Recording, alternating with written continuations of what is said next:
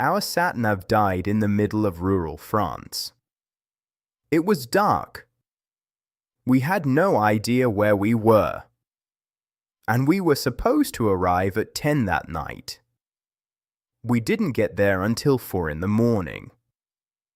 A few hours after leaving Charles de Gaulle Airport, we were driving through the French countryside on our way to a small village called where we were staying for a few days. The journey had started easily enough. Leaving the airport behind, the traffic gradually thinned and the roads became quieter, settling into that calm rhythm of traveling somewhere unfamiliar together. According to the Sat Nav, we were supposed to arrive at around 10 that evening. Our Sat Nav died in the middle of rural France. It was dark. We had no idea where we were. And we were supposed to arrive at 10 that night. We didn't get there until 4 in the morning. A few hours after leaving Charles de Gaulle Airport, we were driving through the French countryside on our way to a small village called where we were staying for a few days. The journey had started easily enough. Leaving the airport behind, the traffic gradually thinned and the roads became quieter, settling into that calm rhythm of traveling somewhere unfamiliar together. According to the Sat Nav, we were supposed to arrive at around 10 that evening. But as night fell and the roads grew darker, something unexpected happened. Without warning, the Sat Nav screen went completely dark. At first we assumed it was just a loose cable, but after a few minutes it became clear the cigarette lighter socket wasn't working and the Sat Nav battery had simply run out of power. By then it was fully dark and we were somewhere on country roads with no idea exactly where we were or how to get back onto a main route. We decided the best thing to do was try to find a motorway, hoping to find a service station or somewhere we could get our bearings. It took what felt like ages, turning down unfamiliar roads, watching for signs, and trying to stay calm as we searched for a way back to somewhere recognizable. Eventually, we managed to reach a motorway and bought a road atlas, which suddenly felt very reassuring to have in our hands. With renewed confidence, we set off again.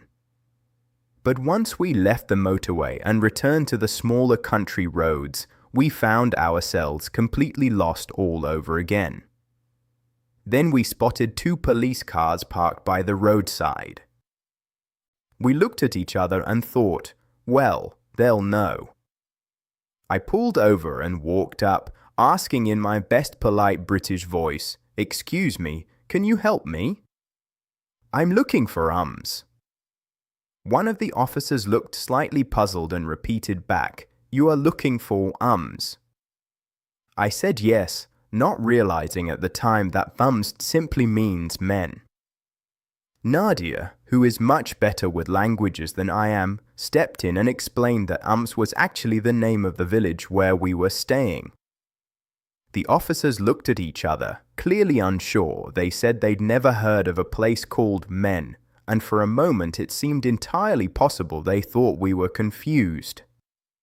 Eventually they took out a phone and searched for it online, scrolling through maps until, sure enough, there it was.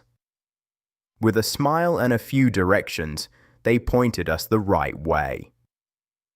We carried on through the quiet countryside, slowly finding our way, and hour by hour it became clear we were going to arrive much later than planned. Instead of 10 that evening, we finally reached the cottage at 4 in the morning, tired but deeply relieved to be there. The countryside was completely still. The owner had kindly left the door open for us, knowing we might arrive late. Inside, we found something we hadn't expected, a small welcome waiting on the table. There was wine, fresh bread, meats, and cheeses laid out for us. After the long night, Stepping into that quiet space and seeing such simple kindness felt incredibly comforting. Looking back now, it's one of those journeys we still talk about, not because anything dramatic happened, but because it was simply the two of us, somewhere unfamiliar, working things out together.